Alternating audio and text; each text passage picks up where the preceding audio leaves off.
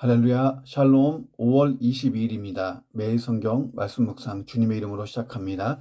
창세기 45장 16절부터 28절의 말씀입니다. 요셉의 형들이 왔다는 소문이 바로의 궁에 들림에 바로와 그의 신하들이 기뻐하고, 바로는 요셉에게 이르되 내 형들에게 명령하기를 너희는 이렇게 하여 너희 양식을 싣고 가서 가나안 땅에 이르거든 너희 아버지와 너희 가족을 이끌고 내게로 오라. 내가 너희에게 애굽의 좋은 땅을 주리니 너희가 나라의 기름진 것을 먹으리라. 이제 명령을 받았으니 이렇게 하라. 너희는 애굽 땅에서 수레를 가져다가 너희 자녀와 아내를 태우고 너희 아버지를 모셔오라. 또 너희의 기구를 아끼지 말라. 온 애굽 땅에 좋은 것이 너희 것임이니라. 이스라엘의 아들들이 그대로 할세. 요셉이 바로의 명령대로 그들에게 수레를 주고 길 양식을 주며 또 그들에게 다각기 옷 한 벌씩을 주되 베냐민에게는 은삼백과 옷 5벌을 주고, 그가 또 이와 같이 그 아버지에게 보내되 순하기 10필에 애굽의 아름다운 물품을 실리고 암나기 10필에는 아버지에게 길에서 드릴 곡식과 떡과 양식을 실리고, 이에 형들을 돌려 보내며 그들에게 이르되 당신들은 길에서 다투지 말라 하였더라. 그들이 애굽에서 올라와 가나안 땅으로 들어가서 아버지 야곱에게 이르러 알리어 이르되 요셉이 지금까지 살아있어 애굽 땅 총리가 되었더이다. 야곱이 그들의 말을 믿지 못하여 어리둥절하더니 그들이 또 요셉이 자기들에게 부탁한 모든 말로 그에게 말하며, 그들의 아버지 야곱은 요셉이 자기를 태우려고 보낸 수레를 보고서야 기운이 소생한지라. 이스라엘이 이르되 조카도다. 내 아들 요셉이 지금까지 살아있으니 내가 죽기 전에 가서 그를 버리라 하니라. 아멘. 형제들에게 자신의 신분을 밝힌 요셉이 가족을 애굽으로 초청하였고, 곧이어 요셉과 형제들의 상봉 소식을 들은 바로가 형제들을 불러 환대하고 야곱 가족을 애굽으로 공식 초청합니다. 요셉을 통해서 야곱 가문을 애굽으로 이주시킴으로써 언약 백성을 보호하시고 큰 민족으로 번성시키게 하려는 하나님의 계획의 성취가 점점 다가오고 있는 것입니다. 요셉의 형제들은 아버지 야곱에게 모든 상황을 설명하고 있어요. 야곱 가문 사람들의 연약함으로 하나님의 계획이 무산될 것처럼 보이는 상황 가운데에서도 오히려 그 모든 일이 진일보하고 마침내 그 성취를 목전에 둔 것을 보면서 우리는 하나님의 모든 약속의 성취에 대한 확신을 더 새롭게 가지게 되는 것입니다. 자, 이런 내용 가지고 이 본문을 묵상합니다. 첫 번째, 성도의 세상에서의 영향력을 하나님이 사용하신다는 거예요. 16절 보세요. 요셉의 형들이 왔다는 소문이 바로의 궁에 들림에 바로와 그의 신하들이 기뻐하고. 자, 요셉의 형들이 왔다는 소문이 바로의 궁까지 들린 그 이유는 뭐냐면, 아마도 요셉과 형제들이 대화해를 하면서 방송되고 커다란 눈물이 있었기 때문에 이게 바로의 궁까지 들린 거예요. 당시 애굽인들은 히브리인들을 부정하게 여기는 경향이 있었습니다. 자, 그런데도 요셉과 그 형제들이 도성 한복판 총리 공간에서 방송대곡했습니다. 그럼에도 불구하고 바로와 그 신복들이 막 기뻐했다고 나와요. 요셉이 애굽을 기근에서 구원하였기 때문이기도 했지만, 평소 요셉이 모든 사람들로부터 존경받는 훌륭한 인품을 유지했음을 암시해주는 장면이에요. 바로 입장에서 이것보다 기쁜 소식 기쁠 수가 없는 거예요. 아니, 요셉에게 형제들이 있다. 자, 보세요. 요셉은 태생이 노예가 아니고 원래 자유민이었다는 것을 증명하는 거잖아요. 요셉에게 가나안 땅에 살고 있는 형제들이 있고 아버지가 있었다. 요셉은 태어날 때부터 노예 출신, 노예의 가정에서 태어난 사람이 아니고 자유민이다. 자, 이것이 바로 입장에서 상당히 그동안의 부담을 좀 털어버릴 수 있잖아요. 자, 요셉이 시위대장 보디발의 노예 출신이라는 사실에 대해서 부담을 가지고 있었던 바로가 이 사실을 알고 얼마나 즐거워하는지 그 신복들도 같이 즐거워해요. 거기다가 형제들을 상봉했다고 하니 기쁘고, 요셉이 자유민이었다니까 더 기쁘고, 바로 궁이 들썩들썩 난리가 난 것입니다. 자, 우리가 하나님께 대한 신앙이 좋아야 하지만 세상에서도 바르게 처신해서 내 주위 사람들을 감동시키는, 인정받는 자, 영향력 있는 자가 되어야 하는 것입니다. 하나님이 나의 그런 세상에서의 영향력을 하나님의 일을 이루시는 일에 쓰이고 사용하신다는 것입니다. 마태복음 5장 16절에서 예수님은 너희 빛이 사람 앞에 비치게 하여 그들로 너희 착한 행실을 보고 하늘에 계신 너희 아버지께 영광을 돌리게 하라, 이렇게 말씀하십니다. 자, 애굽 왕 바로가 공식적으로 요셉의 모든 가족들을 초청합니다. 요즘 말로 하면 최강대국 시민권을 하사한 거예요. 하사한 거. 자, 요셉은 애굽의 축복이었습니다. 요셉을 통해 하나님의 은혜가 애굽에 흘러가고 있잖아요. 또 요셉은 야곱 가문의 축복이었습니다. 요셉을 통해 기근을 면하고 생명을 보존하고 애굽에서 큰 민족을 이룰 수 있었기 때문입니다. 요셉은 성실했고 하나님께 신실한 삶을 살았어요. 그런 요셉을 하나님은 사용했고 세상을 변화시켰습니다. 자, 그렇다면 나도 요셉처럼 세상에서 영향력 있는 삶을 살아보고 하나님이 나의 그런 영향력을 하나님의 일을 이루시는 데에 쓰이기를, 그리고 우리의 자녀들, 우리의 다음 세대, 우리 교회의 모든 다음 세대가 세상에서 영향력 있는 하나님의 사람들로 양성돼서 그들의 영향력을 하나님이 기쁘게 하나님의 사역, 하나님 나라를 위한 일에 쓰시는 그런 선순환의 역사, 모두가 축복의 통로로 나아가는 우리의 후손들 되기를 주의 이름으로 축원합니다. 두 번째, 성도는 세상보다 하나님 나라에 초점을 두고 사는 사람이라는 거예요. 세상에 살지만 하나님 나라에 초점을 두고 산다는 거예요. 바로는 요셉의 형제들이 가나안 땅에 가서 온 가족과 함께 돌아올 때까지 쓸 풍성한 양식을 내줬어요. 그리고 그들의 찬란한 미래를 약속하는 거예요. 너희 아버지와 너희 가족을 이끌고 내게 와라. 내가 너희에게 애굽의 좋은 땅을 줄 것이다. 너희가 이 나라의 기름진 것을 매일 먹을 것이다. 거기에다가 더해서 애굽의 수레를 내어줬어요. 자, 이 수레라는 것은 지금 우리가 무슨 마트에서 쓰는 카트기 같은 게 아니에요. 카트기가 아니고 신분이 높은 사람을 실어 나르는 도구가 수레예요. 그 당시에 고등 교통수단, 벤츠 같은 거예요. 벤츠, 프라리, 페라리. 너희는 애굽 땅에서 수레를 가져다가 너희 자녀와 아내를 태우고 너희 아버지를 모셔와라. 당시 고대 근동에서 이 수레를 가진 나라는 애굽뿐이었어요.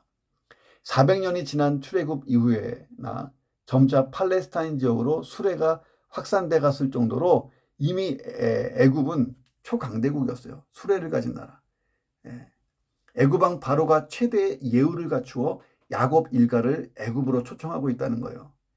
야곱 일가의 애굽 이주는 합법적인 것을 넘어서서 애굽의 국빈 대우를 받을 거라고 하는 애굽 왕 바로의 조치가 보여집니다. 자, 20절에서 바로가 하는 말이 참 인상적이잖아요. 너희 기구를 아끼지 말라. 다시 말하면 야, 너희 힘들게 세탁기, 냉장고, 뭐 에어컨, 장롱, 소파 이런 거 들고 오지 마. 자, 그건 애굽에 널렸어.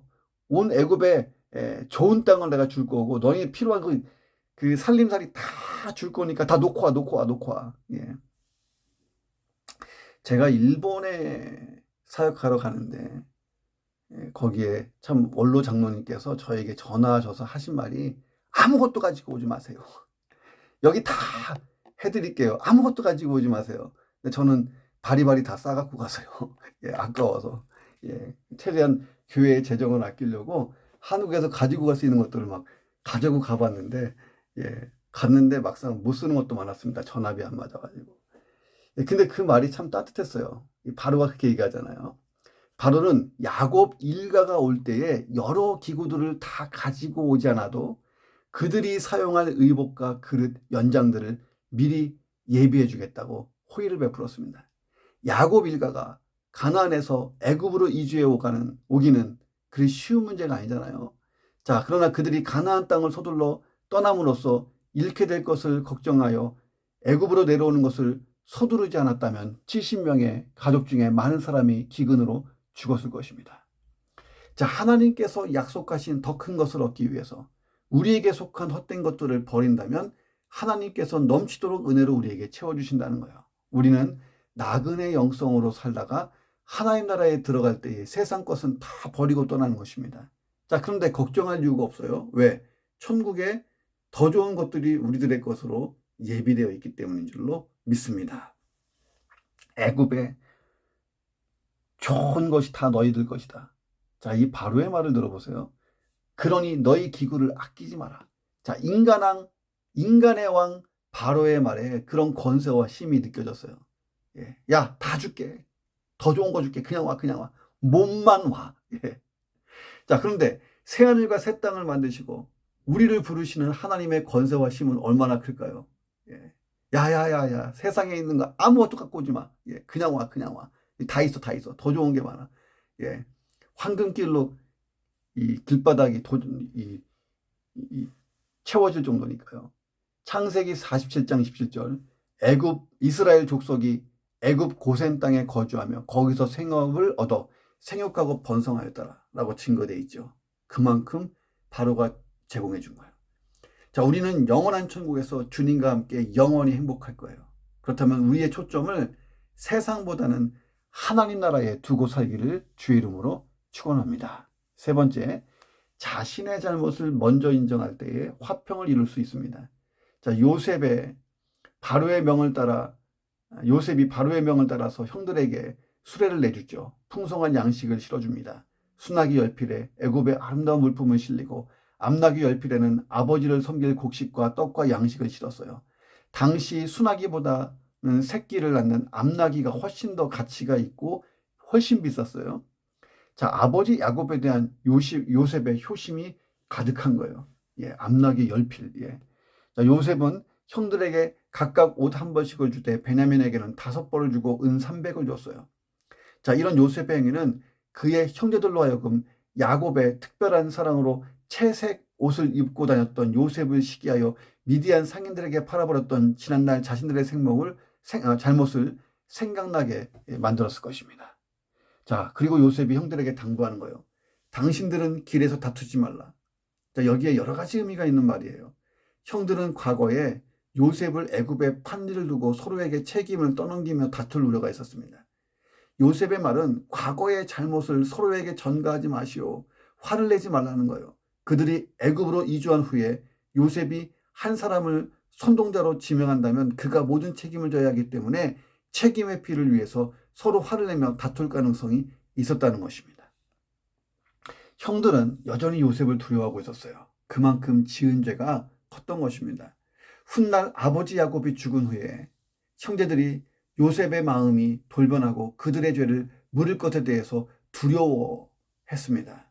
요셉을 찾아가서 부탁하죠. 요셉이 또다시 울면서 그런 일이 없을 거라고 얘기하면서 형들을 위로합니다.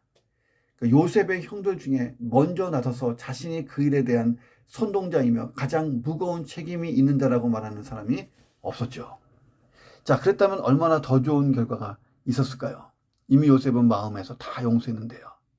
이 화평이라는 것은요, 서로가 자신의 잘못을 먼저 인정할 때에 가능한 거예요. 오늘도 나는 화평을 위해 사는 사람, 피스메이커가 한번 되어보시기를 주님의 이름으로 축원합니다. 네 번째, 성도는 항상 말이나 행동에 있어서 신뢰감을 주는 행동을 해야 됩니다. 26절에 보니까 요셉의 형들이 야곱에게 요셉이 살아있어 애굽의 총리가 되었다고 말하는데 요셉은 아들들의 말을 믿지 않았어요.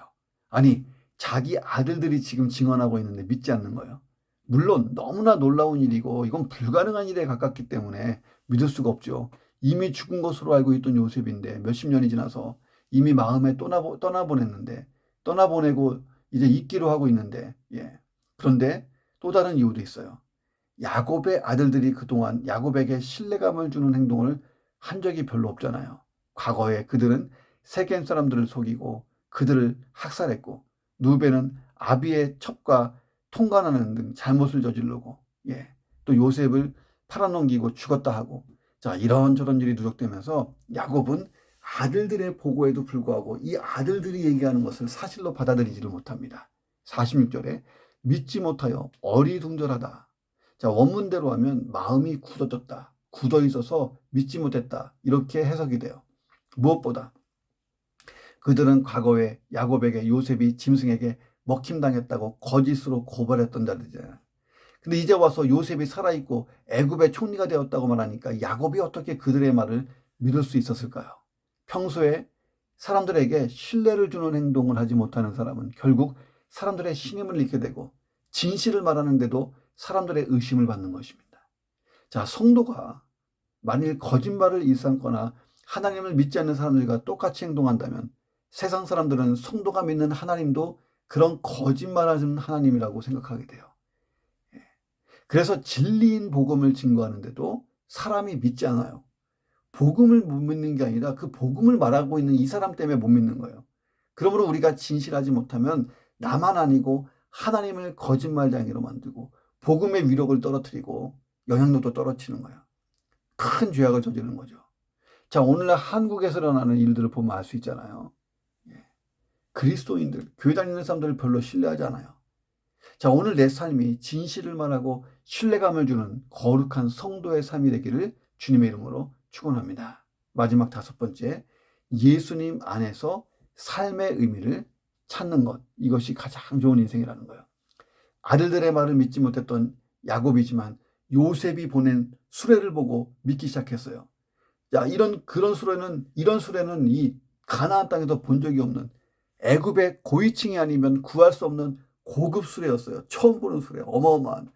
요셉이 살아있고 애굽의 총리가 되었다는 사실을 증명하는 데 충분한 증거가 된 거예요. 야곱은 28절에 조카도다, 내 아들 요셉이 지금까지 살아있으니 내가 죽기 전에 가서 그를 버리라, 이렇게 말합니다. 요셉이 살아있다는 이 소식이 야곱의 기운이 소생하는 원동력이 됐어요. 이처럼 야곱에게는 요셉이 생의 큰 의미 자체였다는 거예요. 자, 우리는 나름대로 각자의 삶의 의미와 이유가 있죠. 가장 귀하고 가장 가치 있게 여기며 사랑하는 것들이 있어요. 어떤 사람은 재물, 권력, 명예, 어떤 사랑하는 사람, 이것이 나의 가장 중심에 있어요. 자, 그래서 그것을 갑자기 잃어버리면 삶의 의미를 상실하고 의욕을 잃는 거예요.